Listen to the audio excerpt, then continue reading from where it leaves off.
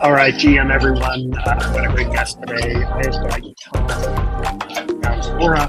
Got a great show. We're gonna set up a delegate profile. We're gonna talk the delegation and a whole lot more in Figma here. We're gonna get started right after this.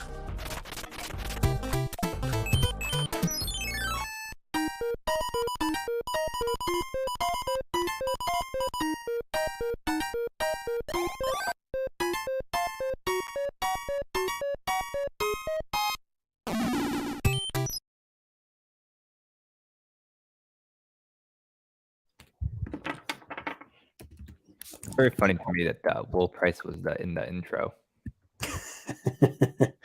Yeah, there's a whole backstory there, but yeah, he's a fun character.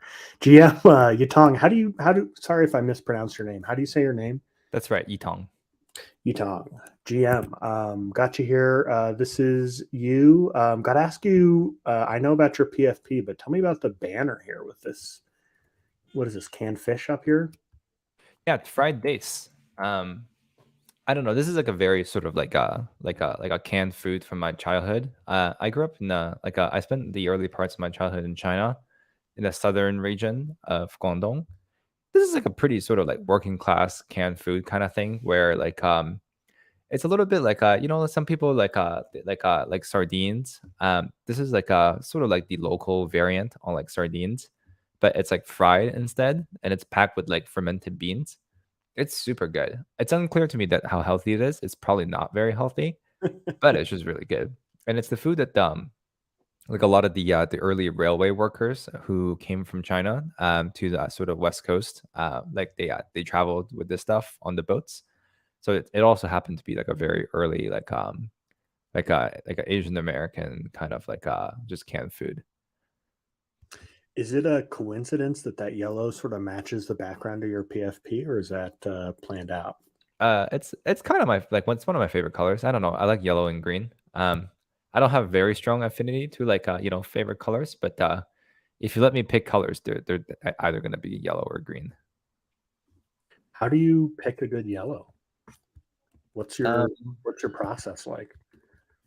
There are really very few yellows that are usable in like a lot of contexts, right? It's kind of like if you try to pick a yellow color and it's like you need a little bit more red in there, I think. Too much red. Yeah, this is kind of where it's at. And then you like dial up the luminosity a little bit more, just make it slightly more light. So you're a little muddy now. It's like too dark, right? So it's like a yellow is like a pretty tough color. There aren't that many shades of it that are sort of like broadly applicable, and a lot of them are sort of like hyper specific. Like it's like blue. There are many shades of blue that are very popular and common. Yellow is just there's not that many. It's like a low dimension color for some reason. Even though it shouldn't be, right? Colors are all kind of like color space is equal. For some reason, the aesthetically pleasing color space in yellow is just low dimensionality. I had never even thought about that. That's interesting. Yeah, just random designer things. I do notice like the band of blues here seems wider than the band of yellows just on this wheel. And the band of greens, it does seem like there is more.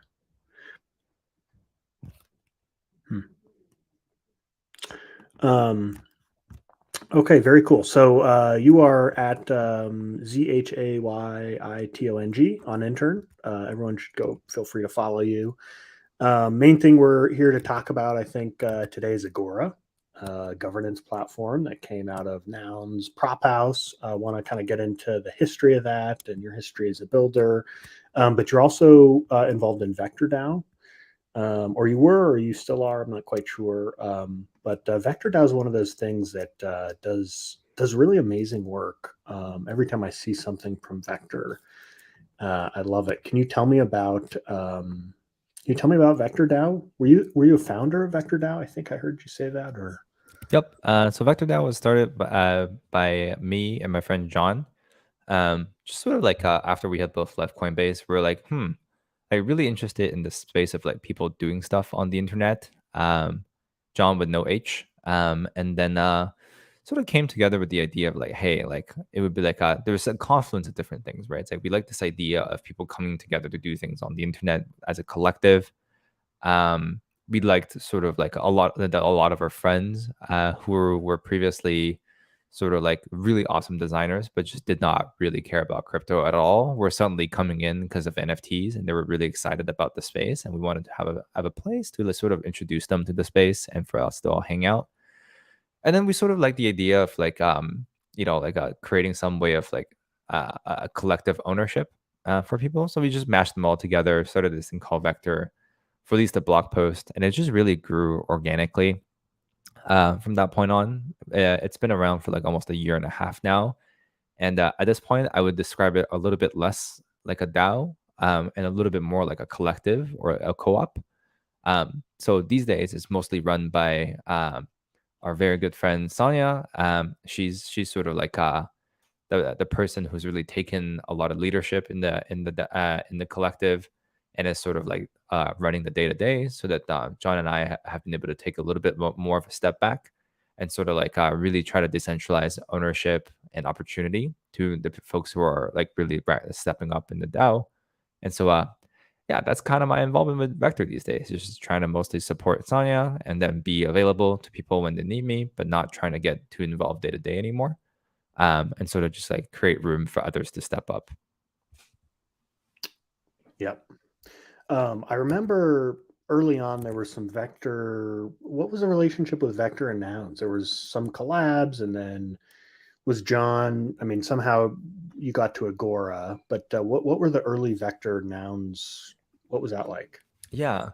I mean, we had been very interested in nouns for a long time, and sort of like just generally from the perspective of like, hey, like we ourselves are sort of a collective of people trying to do things on the internet at scale, and we're just going around and seeing who else was doing really interesting stuff like this on the internet. And then it was everybody was like, yo, like nouns, you gotta check out nouns, like they're like one of the most legit like DAOs out there, and it's like really interesting.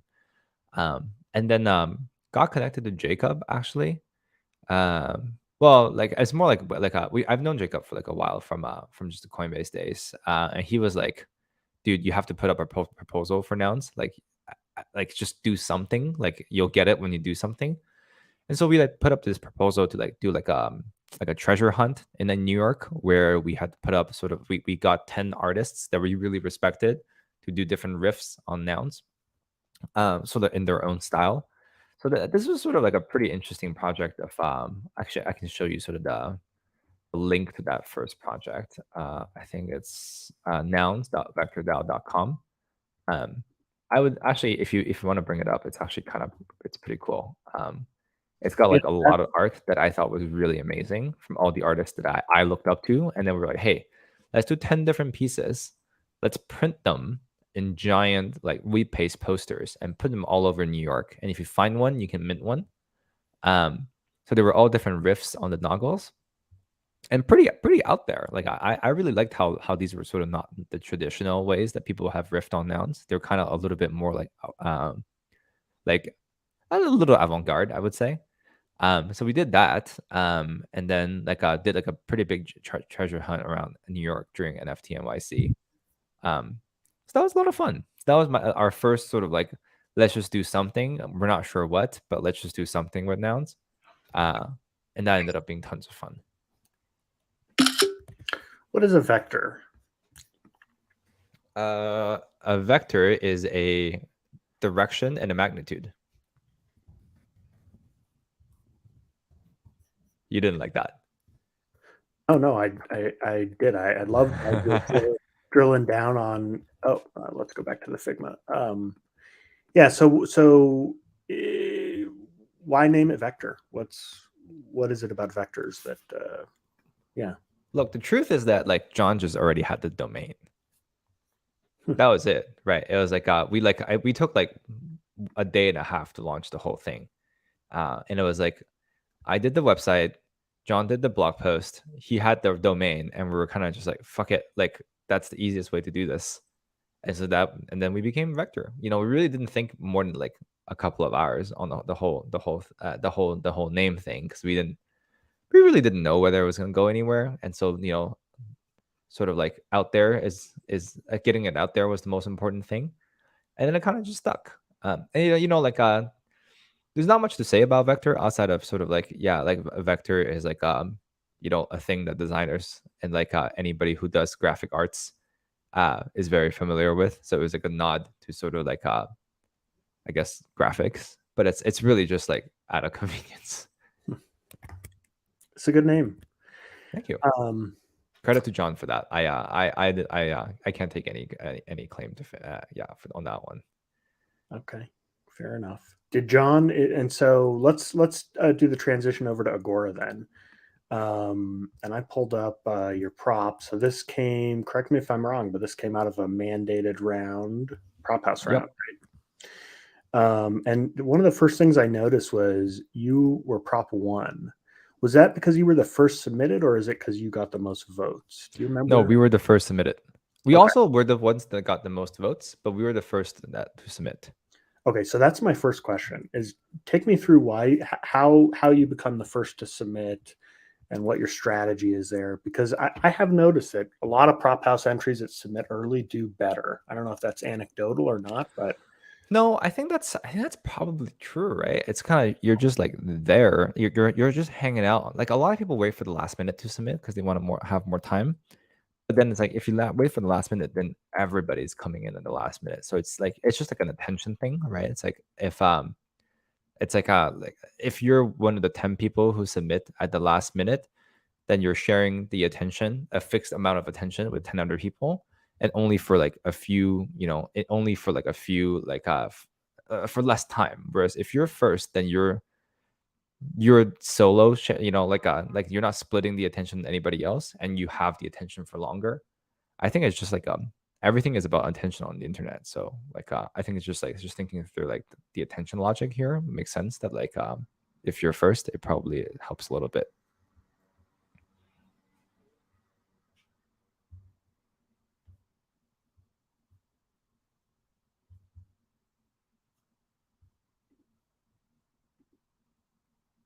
By the way, you're muted. I don't know if you were trying to say something. Oh yeah, sorry, I'm still learning the ropes there. But I was going to say, let's go back to when this was. Was this like summer or spring last year? When was this? This was September last year. Okay, so take me through what causes you to put this together. Like, what's the string of events that brings us up to September, where you write this beautiful prop? What brought you there? I mean, so I had left Coinbase in like 2022, sort of like February, and have just sort of been in the mind space of just I'll do the most interesting thing that I can for as long as I can. And was sort of like on this like I had this idea that like I would never have a job again and would just do stuff that to me felt interesting with the people that I liked. And you know, like one of my core interests over a long period of time now has been sort of like funding and like sustainable funding for people doing things on the internet. Sort of like very early in like into like I was really into Wikipedia like since I was a kid. I just thought it was such a magical thing. To have people like collectively curating knowledge on the internet and sort of really like building this amazing thing together. And so I have been like an early small donor and was just always really interested in space. And it's kind of how I got into crypto. And so after I left that was Coinbase, I was like, okay, actually now I think we have most of the tooling that we need to sort of start doing something in this space, and sort of have been hunting for like just like things to do, honestly, in this area. And so Vector was one of them. Working with nouns is like was sort of like one step forward in this direction. It's like there must be something here, sort of in this like realm of like creating new structures for people to come together and collaborate and towards a shared goal. So anything in this space, like I was in the mindset of I'm gonna just it's worth trying, and then let's see like Sorry. No worries. And then like I had like a wide variety of like skills and like a bunch of like I'm like a very much of like a generalist. So like I could build like I could be building community, building software, like my heart really is in building software, but like was like pretty open to doing anything as long as it was interesting and I learned and it was sort of within this realm. And yeah, so that's kind of how we fell into this first vector thing. And honestly, also wanted to shout out Noun 40. This is sort of like when we like I realized that Noun 40 like worked out at the same WeWork that I did. And I was like, oh shit, like we should just chat. And then Noun 40 was actually the one who seeded this idea in me. It was like he was like, yo, I've been looking for this for a long time. Like I would love to see a delegate history. I would love for a place like for delegates or like, you know, a first class citizen. What would that look like? And like that a place where sort of like we could all see, like see sort of like the voting action. And so I was like, oh yeah, that sounds pretty interesting. Let me just put up a prop and see what happens. And then lo and behold, here we are.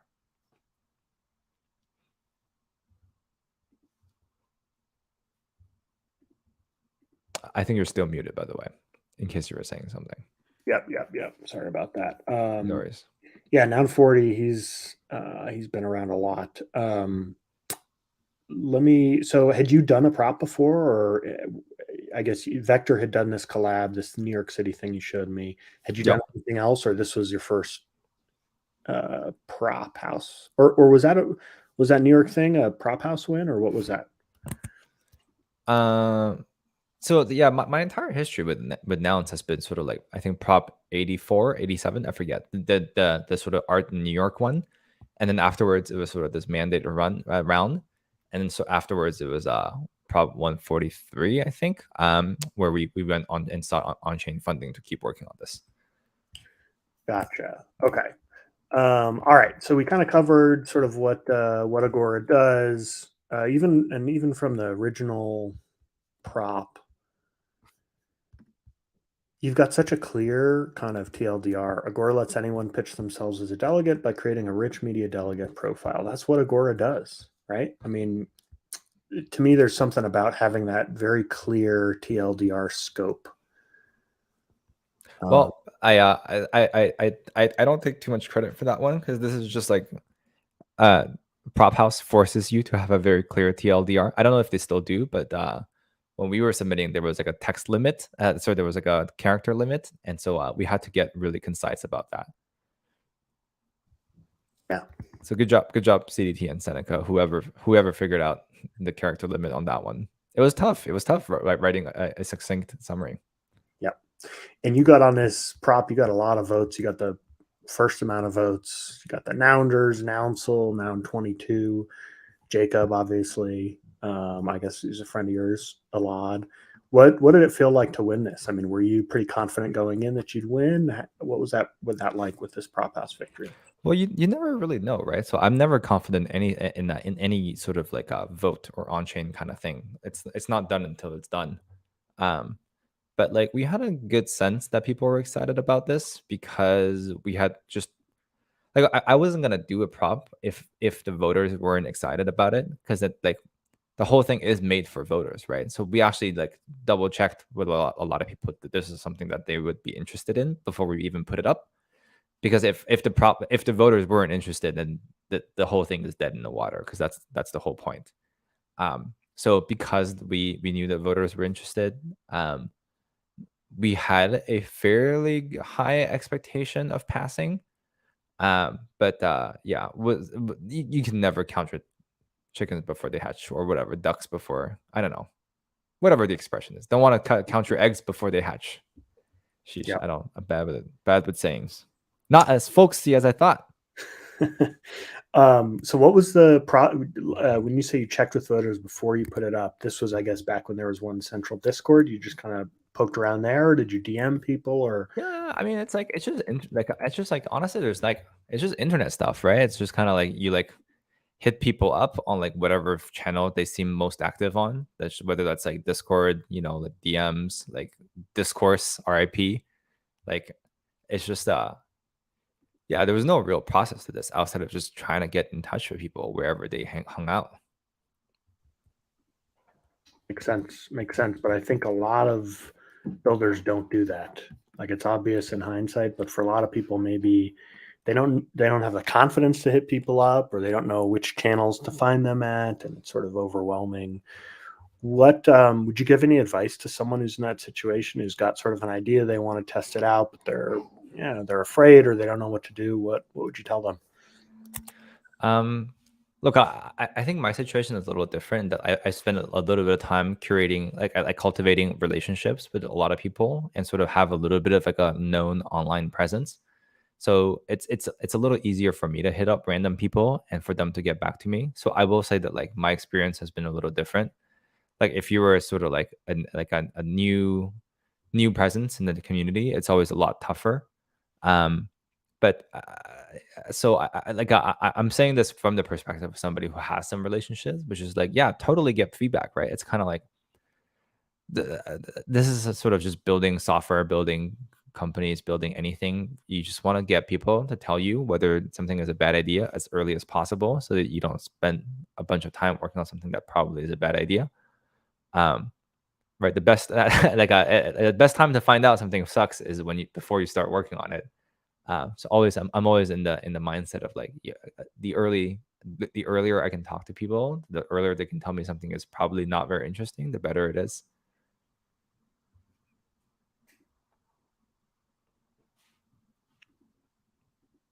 Yep, that makes a ton of sense. Okay. So, all right, let's go to. So you passed the prop house round, you got Agora set up, and then eventually you went back on chain. Can we tell this story real quick? Because I remember kind of when this happened, I was watching Agora and you went up, then you canceled, and then you got some feedback, and then you went back and you passed. And I think a lot of people don't get past this first stage where they go up, it doesn't turn out how they want, and then they go away and don't come back. But can you talk a bit about your experience here? This is a lot of work, putting up 3 different props, campaigning for them. Yeah, can you go through this story for us? Oh, yo, it's so much work. My goodness. Will Price has this really hilarious saying that I love, which is that like, you only know that nouns is working when people are willing to work for below market rates for nouns because it's so cool, right? Like I think that's kind of like that's what it really felt like to me. Like throughout the process, I was like, yo, this makes not a lot of economic sense to be if I was being, very cold and calculating about it. But it just seems really cool. And it like there's something here and I'm willing to like take a shot on this. So it was pretty painful, honestly, right? Just trying to like go back and forth on these props. And then like it was important to me that we saw like a really strong mandate from the voters because the voters were our users. Like I didn't want to do a version that was like 70-30, right? Where like 30% of people didn't like it. It was important for me to like get the prop to a place where it's like almost 100% because I would much rather like do it with the the win like a sort of like I didn't want to go upstream against my users, which were like the voters. So it was like it was important that we started off on the right foot, even though it meant having a maybe a little bit more painful of an initial sort of like prop funding process. So you go up with 148, and then this gets canceled before voting starts. Is that because you got feedback on it, and what? Oh, the first time is because I literally messed up the proposal submission. I just like was like never done this before. I got a little spooked. And then misclicked the button. So that was bad. That was just like typos. 149 is the first one that like some people were like against because they were like, yo, this seems like a lot of you're asking for like a lot. And like we don't know you that well yet. Like, how about you come back with a smaller amount? And I was like, ouch, kind of painful, but you know what? That's fine. If reducing the amount is sort of the only issue here, then we're totally willing to do it. Like it's like again, it's sort of the will pricing, right? It's like this is interesting enough that like, yeah, we'll take a little bit of a hit on the amount and like sort of like go through a more complicated process. But if that makes people more excited, then that's chill to me. So okay, so then you took that down some point earlier in the voting, and then got some feedback, and then how soon after was, let's see, 154 is the one that went through. 163 yes, 0 no. So by this point, you've been propping for a while, campaigning. but then by the time you put this up, you're pretty confident that you're going to get a lot of votes, and you're going to get a lot of happy voters. Yeah.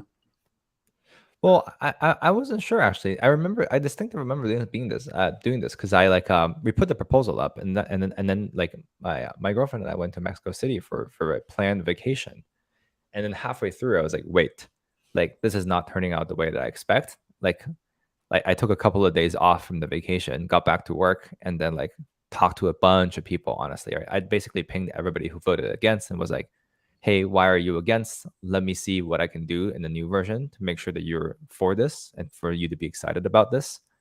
And then, yeah, it was honestly just like a couple of days of just like calling everyone and be like, "How do I make this work? Do I get you excited about this?"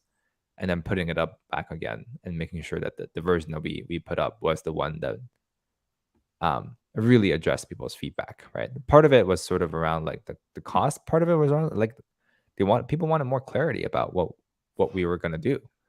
And this is the kind of stuff like one lesson that I learned from this sort of it's hard for people to say what they really think before a prop goes on chain, which is sort of like a big realization for me that like people don't really like when the stakes are not high, when there isn't a prop that's about to sort of pass, you don't really look at things seriously.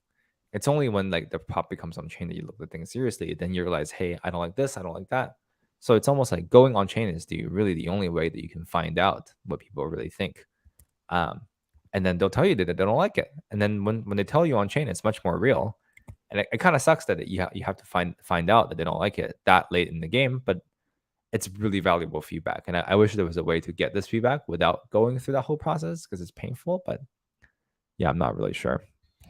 Yeah, I totally agree with what you just said. And there's so many negative externalities about this being true because so many people, I think, just have trouble taking no votes. I mean, yeah, you described it. I've had people vote against my props, and it is really painful. And I think a lot of people just get turned off or don't want to face that.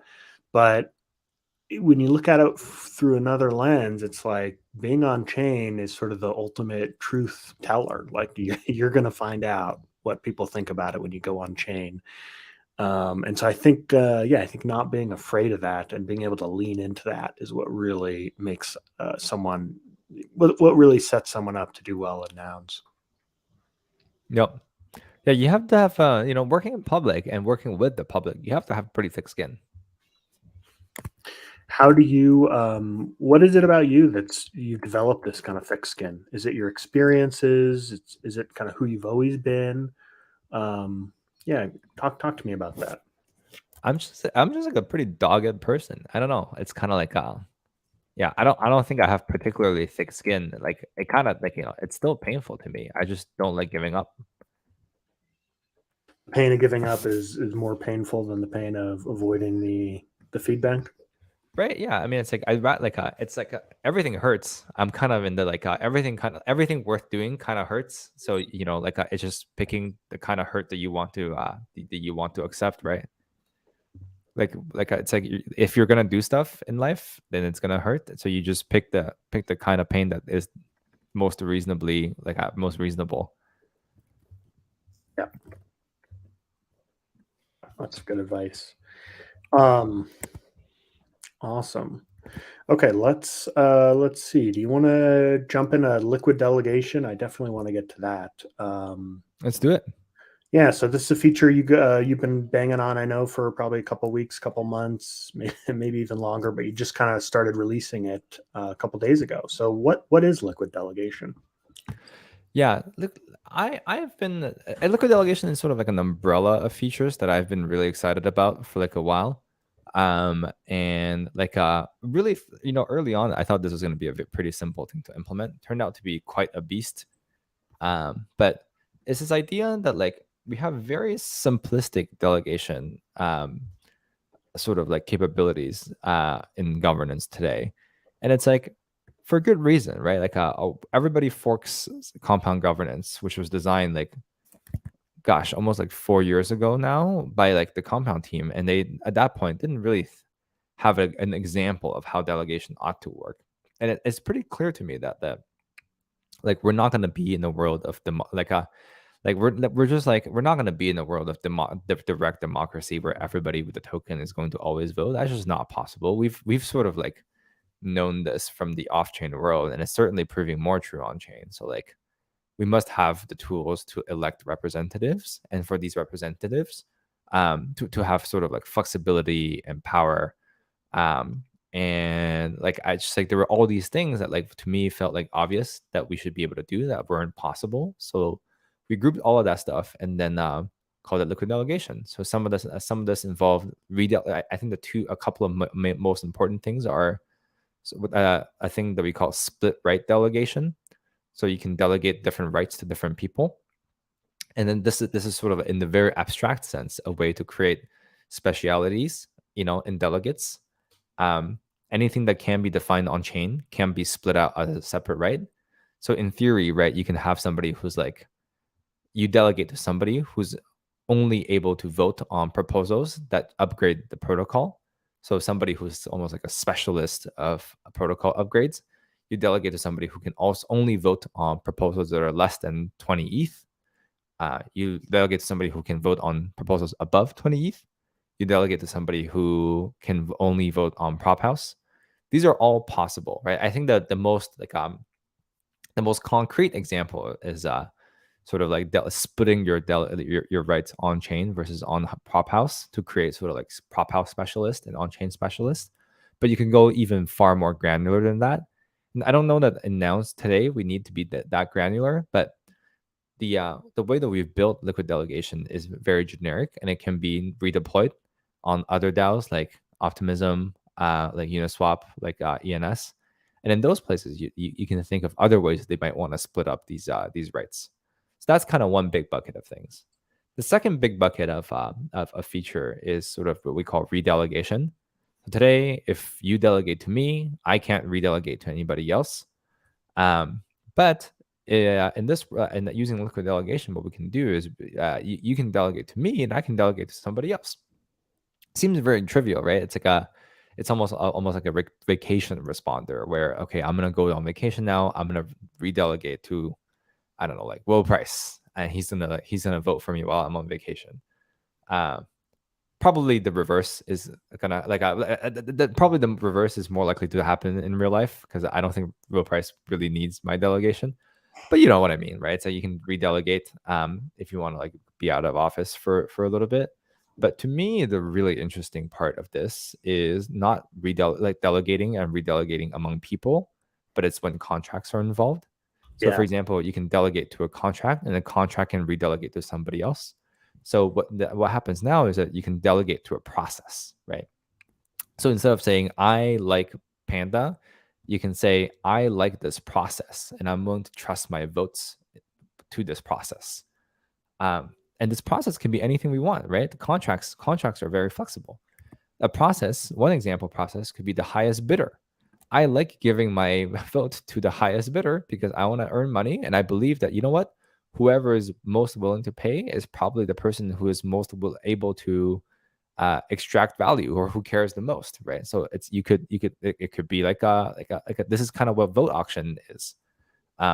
We had vote auction as like a manual process, but like with liquid delegation, now we can do like automatic vote auction. Another process could be like a democratic process where, hey, we like run these prop house rounds to find the delegates for this pot of votes, and if I trust the prop house round process, then I just entrust my vote to whoever wins this round, sort of like what we've been doing with delegate race. So while before we had liquid delegation, we were trying to sort of like trying out a bunch of these different processes manually, and now that we have the tools to do them automatically, I'm really excited to sort of start this thing where we can start delegating not to individuals but to a process, and then the process picks individuals, which I think is sort of like a very different and potentially more permanently sustainable way of doing delegation. Yeah, I hadn't thought about it like that.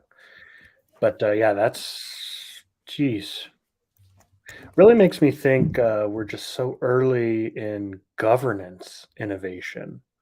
Like there's so much possibly out there when you can split right you can split write your delegation. So, um, like, let's say, I don't know, to take a dumb example, but say I'm really opposed to rage quit. I could theoretically delegate my vote out for all matters except for rage quit, where I could retain the right, or I could delegate it to an auto no on rage quit contract, couldn't I? Yeah, you totally could. You could do like a that. Well, it's a little hard to tell what is a rage quit thing, but like you could I think if you wanted to do that, you would retain the right to vote on protocol upgrades, and then like because there's no way for us to tell what kind of code payload is rage quit and what kind isn't. So you would just retain the right for all code payloads, and then you can delegate the right for anything else like away. That makes sense. It also makes sense that it's going to give us a lot more efficiency with governance. So, like, for example, let's say there's a proposal that's figuring out how to get votes, and I could delegate my vote to that contract that will be a yes vote. Then basically you could keep on tweaking your prop or ask until you get enough people who delegate to that proposal, right?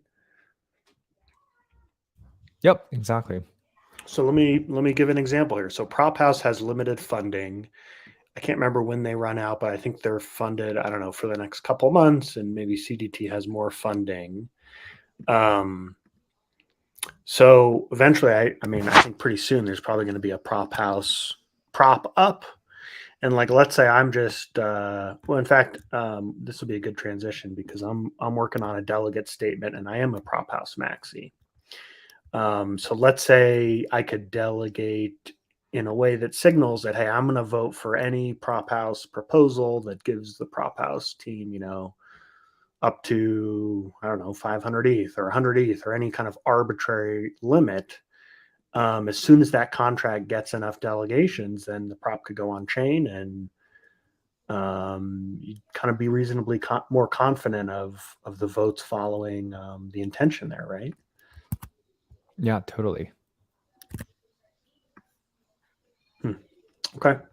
Yeah, that's interesting. This is, I just have a feeling that programmable governance is just going to be a very, very deep, rich topic. And it's interesting just how early I perceive us. But I don't know. What do you think? Yeah, I think that's exactly right. It's like I think of it as like this is kind of a little wonky, honestly, right? It's like I don't think most people are like this deep in sort of like thinking about programmability, governance, and delegation. But I think that's exactly where we're headed, right? It's like we must make zooming out a little bit, like we must make protocol governance a lot better. Otherwise, it's just the stage that it is at today is kind of terrible. Like to be pretty frank, like it just doesn't, it works kind of poorly. And like if we're gonna create all these protocols that are gonna be natural monopolies, right? Like we must be able to govern our natural monopolies better than we have governed our private enterprises, because otherwise we're back to square one.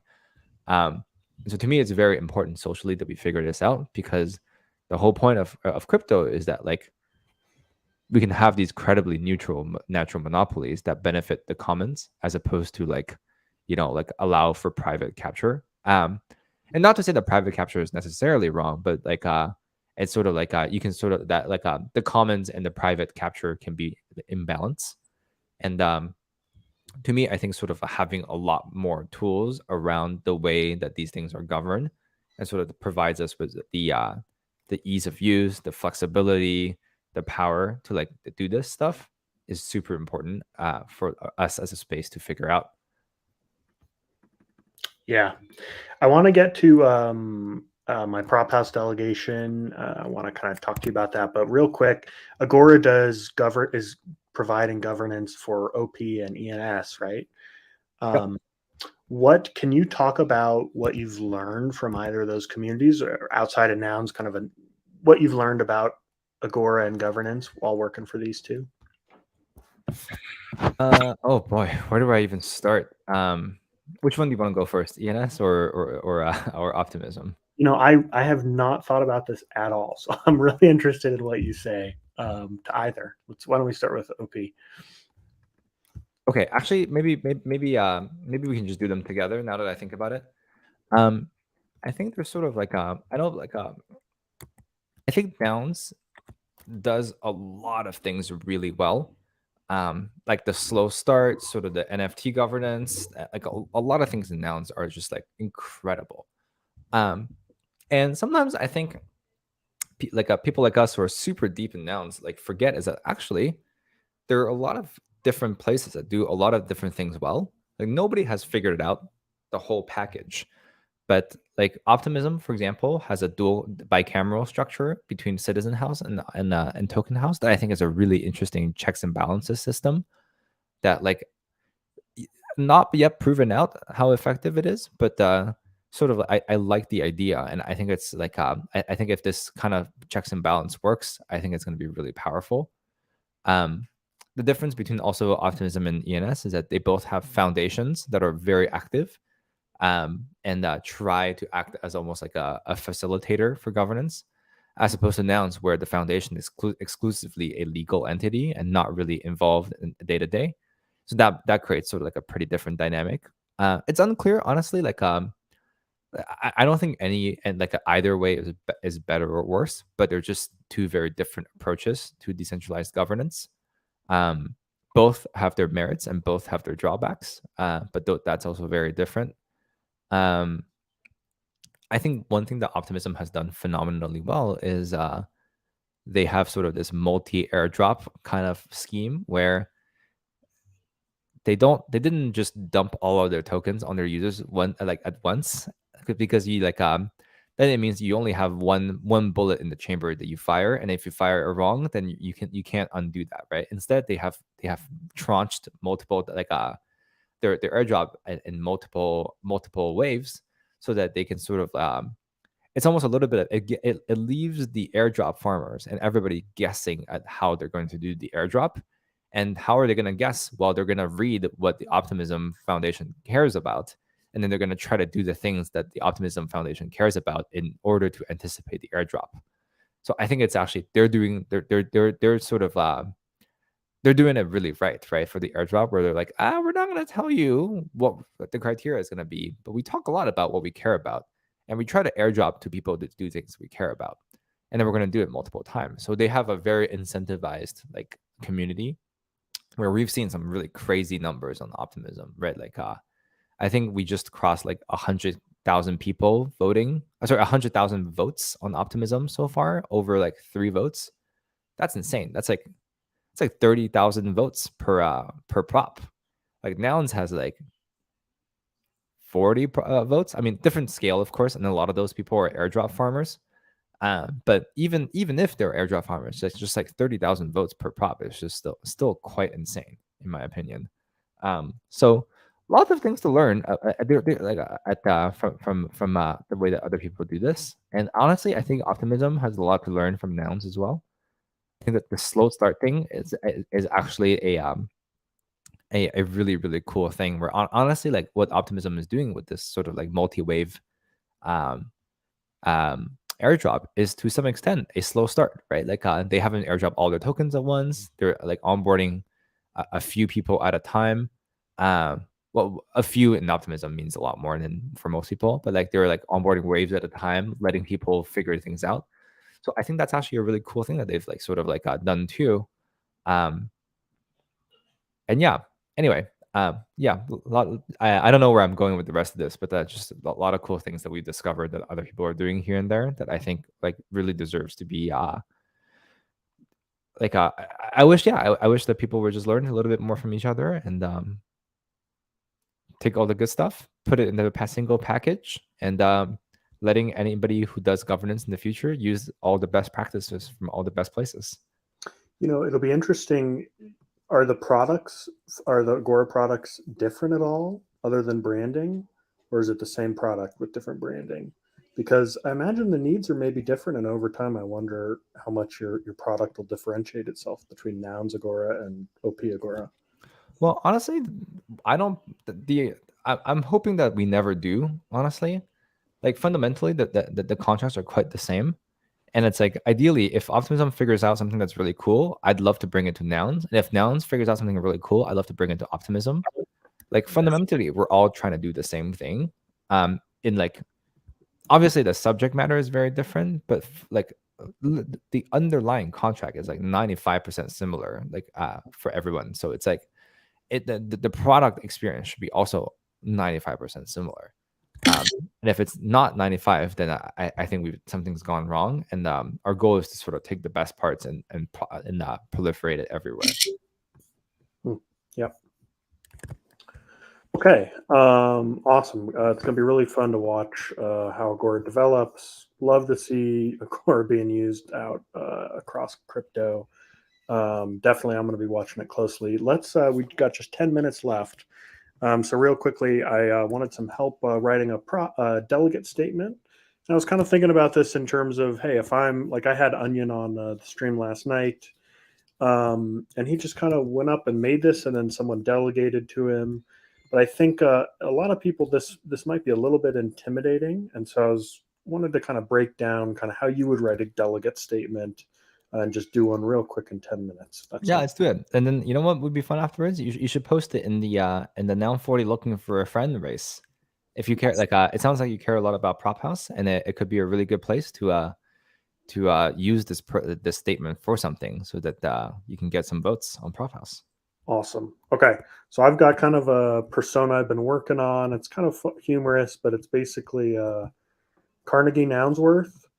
And so Nice. this is a mashup of Andrew Carnegie, known mainly as a robber baron, but actually was a leader in philanthropy, gave away a ton of money.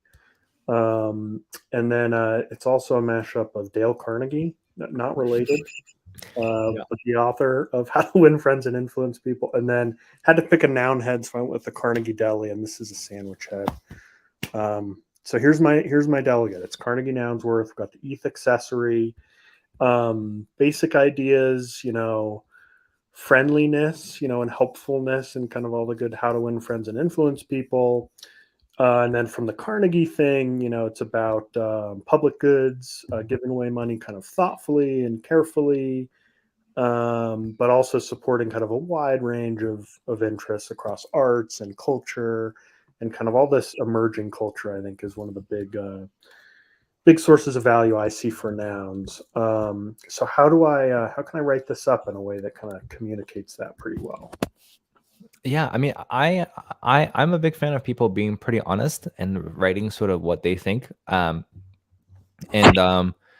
like it when they like. I mean, to me, the most interesting statements are the ones where people say things that like they believe in, and also say like and sort of like I think that the most interesting parts is sort of like where do you disagree with maybe some people on some things. It's like for example, I think one thing that like is always very interesting is like what are props that you would have voted no on that people like that passed, and what are props that you would have voted yes on that failed, right? Those are kind of like very interesting. It's like where do I differ? Where am I different as a voter from like the median person? So that I think is always really interesting. And then what are my views on like I think the most important thing is maybe what are my views on like what the heck nouns is for? Like I think there's like nouns is not right. Obviously, nouns has some rules that are enshrined in the contract, but like, what is the whole point of this thing?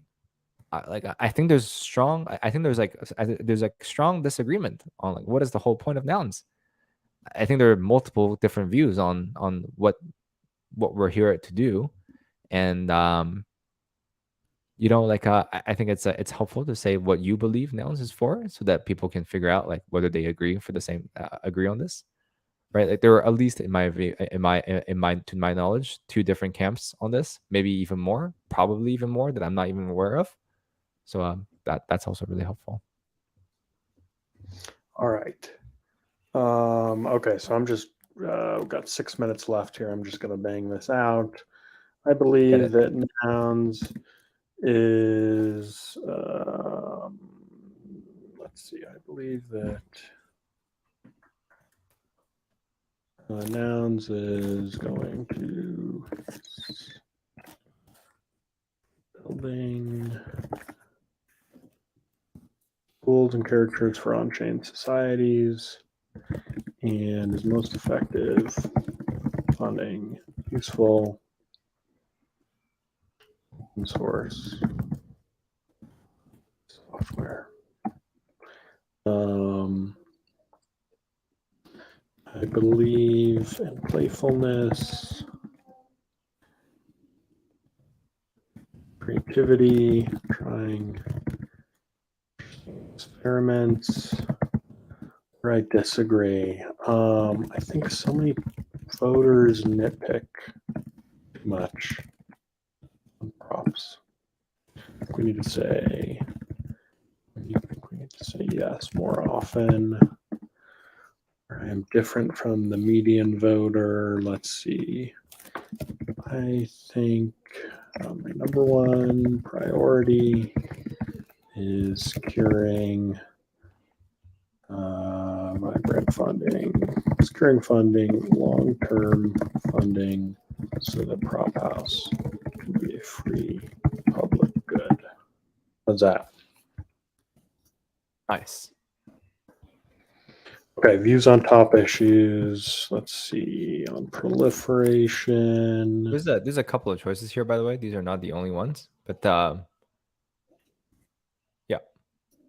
Yeah, what are if you click through it, I believe it's proliferation, treasury management. I just added some like I forgot what the other ones are. I gotta pull it up.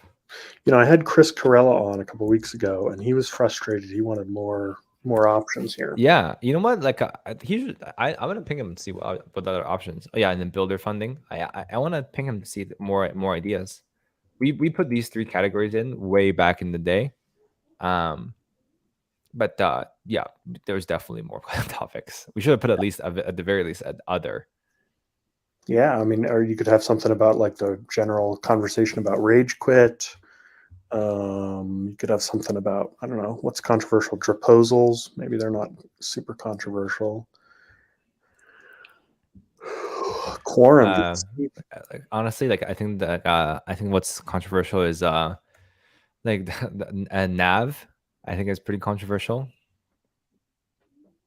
Yeah. Net asset value, like how many, like if you divide the treasury by the number of nouns, what's the number? Like that's like, does that matter? Does it not matter? Does it matter not? Like how much does it matter? We'll see. Right. Like, That would be interesting as a slider. Like if I could select 3 different options. Yeah. Important, not important, somewhat important. Yeah. Yeah. What else? So most valuable, least valuable. I wonder, is there a taxonomy of proposals? Like, proposals to fund movies, right? That would be like 1 versus proposals to fund software. Is there any kind of organized taxonomy of these different types? No, not on chain, unfortunately. I wish there was though, because then we can start sort of like doing some classification. But no, it doesn't exist, unfortunately. Yeah. Okay, and then you did clarify to me I can add my own images. I just have to host it myself. Yeah, you can just add you can upload them to Imager and then just link them back. Cool. All right, so when I get this up, then would this make me eligible to get this prop house delegation? Yeah, and then you would link it to the prop house, and then like I think if you link this profile to prop house, that'd be very helpful. And I think on your submission to the prop house, you can even go and add a further like little blurb about why specifically you would be a good fit for prop house, and then maybe how you align with Noun 40's views. I think Noun 40 has been pretty popular, pretty prolific on Twitter, talking about his views on how this works. And since he's the person who's going to be selecting the winner, I think it'd be helpful if you want to win, to be like, yo, this is why I would be really aligned with your views, and this is how I view Prop House and what we should be doing. Yep.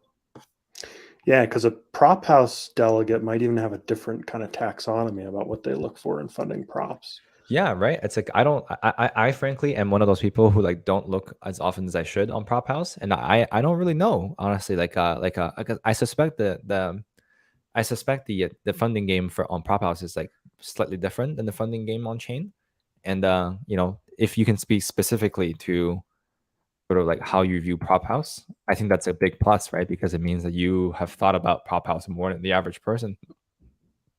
Yeah, that's a good goal. That's, it's almost like an easier, lighter way to get involved in noun governance is nouns voters, I think, are going to be a lot more likely to delegate out their prop house votes, particularly if they don't use them because the stakes are much smaller.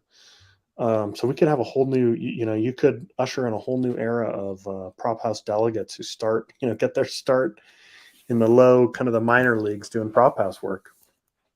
Yep, that's right. That's exactly the thought. Amazing. Awesome. So this is everyone watching. You have 12 days to get your prop in. Nounsagora.com.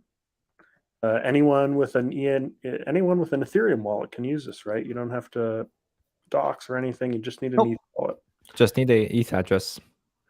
And then you do have to submit here your prop house. Even if you set up an Agora delegate, you do need to submit. Although it'd be cool to combine that into one, but make sure you submit. You have 12 days. Noun 40 will pick the winner. That's a big payload of votes too, by the way. He's got over 20 votes, 22 nouns. Oh yeah, 22. We were actually kind of a little spooked even doing this because if you think about it, 22 nouns, that's like 220 prop house votes, and that's often enough to basically swing any prop house vote. And in fact, multiple. Yeah, because you can split your votes. That's right. Amazing. All right, Yatong, thank you so much for coming on. I'm going to get my proposal up soon. I really appreciate you coming on and sharing all this. Yeah, no, I appreciate you willing to do this. It'll be fun. Awesome. We'll see you around. Thanks. Yeah, see ya.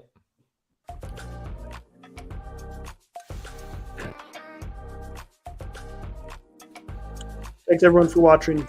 I'm going to wrap up now. Had a great talk with Yatong. We'll be back probably over the weekend building some props with index card. We'll see you then.